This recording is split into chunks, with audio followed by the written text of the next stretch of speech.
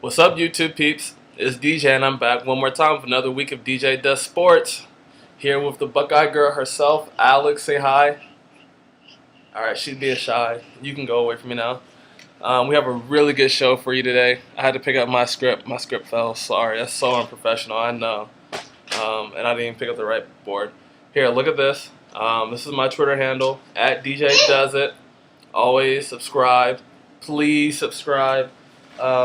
Definitely keep coming back. Keep watching my stuff. I'll try to make this more entertaining every time I do it. I'll try to get a better show, whatever you guys want to see. I will always try to put on every week. We have a really good show. We're going to do some recap. We're going to talk the best fan bases. We're going to talk the most hated teams and the teams college football needs most. Where does drawing the line go as far as talking and trash talking? We're going to talk prediction, then we're going to hand out some awards. So without further ado, let's start the show. We're going to start the show off today with West Virginia going to Lubbock, Texas, and getting smacked in the mouth by the upset bird. Doggone it. The upset bird. I'm sorry, the upset bug by the head of Texas Tech. You know, coming into this game, Texas Tech had the #1 defense in the nation, and I was like, yeah, prove it. Because they haven't even played cupcakes. They've played muffins. So I didn't think that they had a chance to stop Geno and the boys, but lo and behold, they stopped Geno and the boys. Geno Smith went 29 for 55, 275 yards, 2 touchdowns, 0 picks. But some people would say that's all right game. Not for Geno Smith. No, Geno Smith throws 55 times. He's going to complete the ball at least 45 times, but not today. Texas Tech's defense said, "Yeah, we're more than just looks. We can actually play." Texas Tech quarterback Seth Dodge went 32 for 42 for 499 yards, 6 touchdowns, 1 interception. Maybe that was Geno Smith the whole time. Maybe Geno Smith traded jerseys, and that was really him. I like to think so. I don't know. No. Okay, well, that wasn't Geno Smith. That was just Seth Dodge. Does this cause a Heisman shakeup? No, Stedman Bailey, as you know, is in my top 5, and he still is, as is Geno, my #1. This doesn't really call a Heisman shakeup too much. Now, if Geno does have a bad game and Stedman Bailey does go out and not put the numbers I'm accustomed to him putting up, then yes, I would drop them. But as of right now, I have everybody the same that I had them last week. If you don't know what my last week's top Heisman were, go back and to my history and check them out. Now we're going to talk about the Irish. The Irish, I don't know. They got some Irish luck going on in Notre Dame and in South Bend. The Irish stays perfect thanks to a controversial call. If you watch the game, you definitely know how controversial it was. Stephon Taylor, it was an overtime. The ball was on like the 1-yard line. He was twisting and moving, and the ref said he didn't break the plane even after the recall or the replay. I think he did. That's my personal assessment. Or then, I don't know, maybe I just don't really like Notre Dame. I picked them, but kind of wanted to see them lose. Sorry. But they didn't, and so they stayed perfect by beating Stanford 20-13. Everett Golston went 12 for 24 for 141 yards, 1 TD, 15 carries for another 41 yards. Tyman Reese came in to the fourth quarter and in overtime and stepped in for Golston and wore his big boy shoes and came with his big boy hat because he went 4 for 4 for 43 yards for 1 touchdown. No, I know what you're saying. 4 for 4, that's not that big. Given the situation he was putting in, that was very big. Josh Nunez from Stanford went 12 for 25 for 125 yards, 0 touchdowns, 2 interceptions. If Stanford has a quarterback that can throw other than him, they'd be smart to replace him because I don't think he's that great. Da-da-da-da-da, da-da-da-da. Now, my question to you guys is, can Notre Dame make a serious national championship push?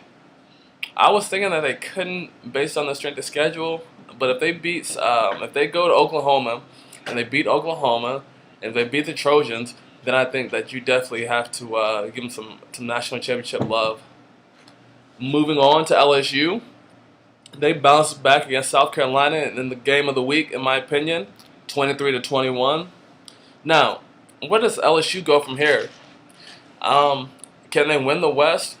Now, I don't think they can win the West because Alabama's probably going to come out the West, but they better win out, and that means beating Bama. Even Alex says you got to beat Bama if you want to win the West, because Bama is not going to lose another game or lose a game, period. So they're definitely the team to beat. However, let's go to the East. Where does Scar go from here? South Carolina. Can they win the East? I'm not quite sure. I have Florida coming out of the East and playing Bama in the SEC title game. But I think they can. They do have a good shot of going undefeated, but I just have Florida going undefeated and then playing Bama in the SEC title game. And then Bama, of course, winning and goes to the national championship game against the Ducks. Quack, quack. Kansas State, they scraped past ISU 27-21. Colin Klein goes 16 for 24, 187 yards, 25 carries, 105 yards on the ground for him. Should Colin Klein be a Heisman candidate? Yes, he should. I'm 1 week removed from taking Stedman Bailey out and then putting Colin Klein in. Colin, you're a really good player. You're Kansas State's heart and soul. You're the little engine that can. You got one more big game against West Virginia. This is either going to make or break Stedman Bailey. This is either going to make or break Colin Klein. I'm more inclined to believe that Colin Klein's going to rise to the occasion just because the team needs him to. Stedman Bailey, if he doesn't play well, they have some people behind him that can play good. So definitely, Colin Klein, you're on my radar. I'll tell you that. Boomer Sooner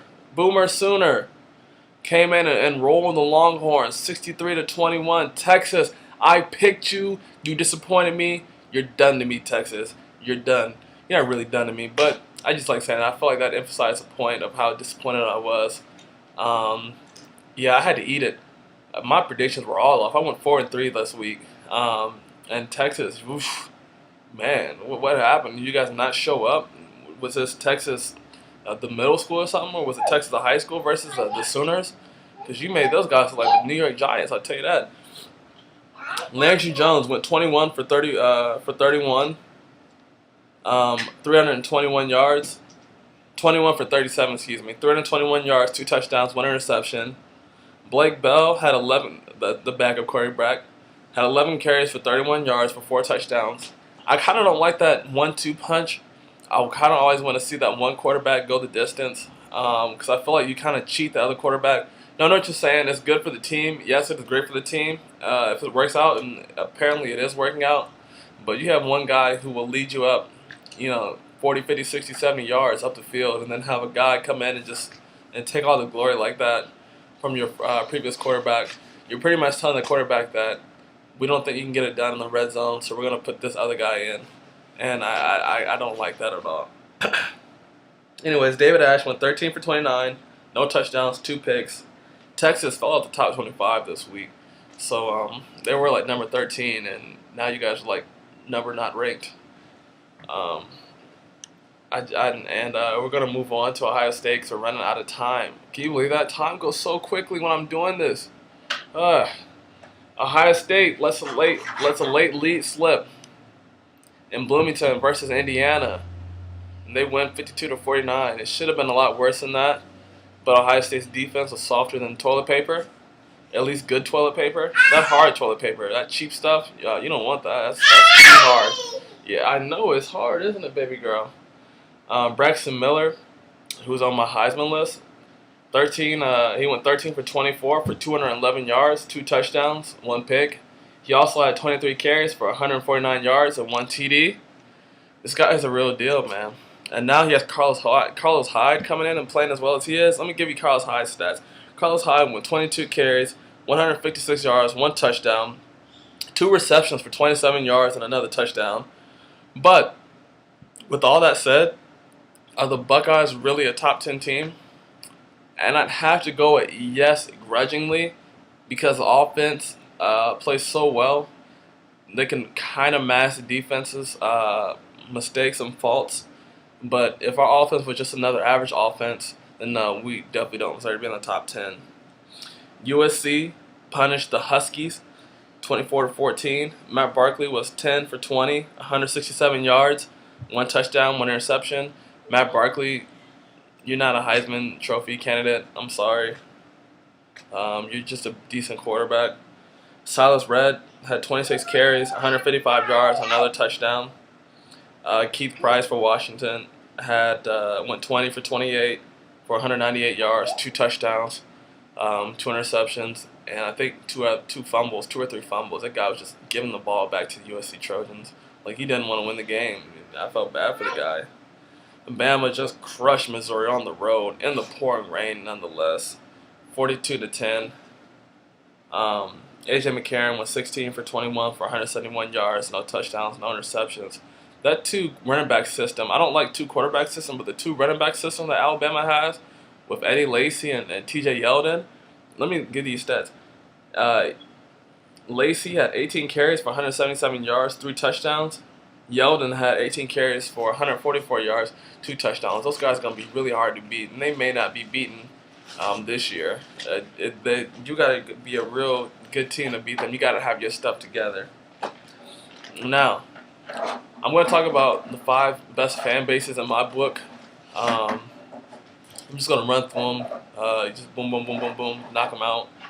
And I want you guys to send me a comment or a video response back on your top 5 best fan bases.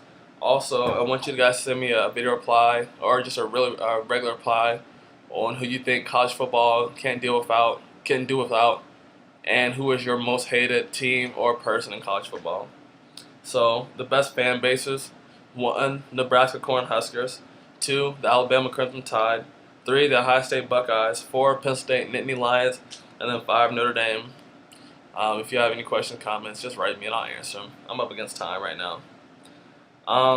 Now, my teams that college football needs: Notre Dame, Ohio State, Bama, Florida State, Michigan.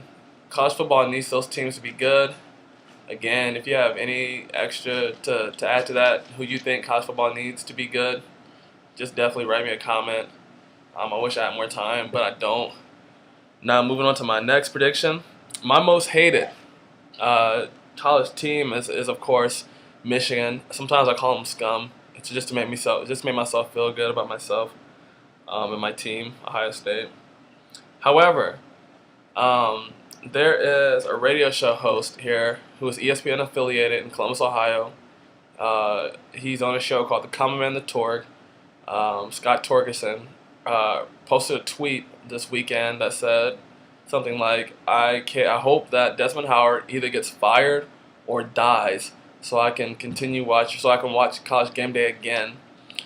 Where do you feel like that crosses the line? Do you feel like fans have the right to say anything they want and just say, yeah, it was a joke, get over it? If you're too sensitive to get it, then I'm sorry, your problem, your beef. I feel like that tweet by Scott Torgerson was definitely over the line. You don't ever want to make any joke about somebody dying. That's just my thing. And again, tell me where do you think the line crosses in terms of talking trash, and tell me who your most hated is. My predictions for next week have Oregon over Arizona State, 48-19. Bama over Tennessee, 35-10. South Carolina over Florida, 28-24. Michigan State, I have them losing to Michigan, 31-20. I have Nebraska losing to Northwestern, 21-17, and I have Kansas State in my upset pick, losing to West Virginia, 37-30, and I have Hampton going to North Carolina Central and losing to North Carolina Central, 40-24. Like I said, I went 4-3 last week. North Dakota State screwed me by losing to Indiana State. North Dakota State, you were the number 1 team in the FCS. You're done to me. You're dead to me. North Dakota State. I'm sorry. I'm angry. I don't know. Let's get to these awards. For the best individual performance, that goes to the Texas Tech quarterback, Seth Dodge. For the best team performance, I give that to Texas Tech. Offensive and defensively, they just played head and shoulders above above West Virginia. My worst team performance, for the second time this year, I give it to Illinois. And for my worst individual performance, the Chris Bosh Will Cry For You Award, I give that to Mizzou quarterback Corbin Bergstresser. He would just play awful. Again, subscribe, comment, just leave, just like my videos. Keep coming back, and I'll see you guys next week.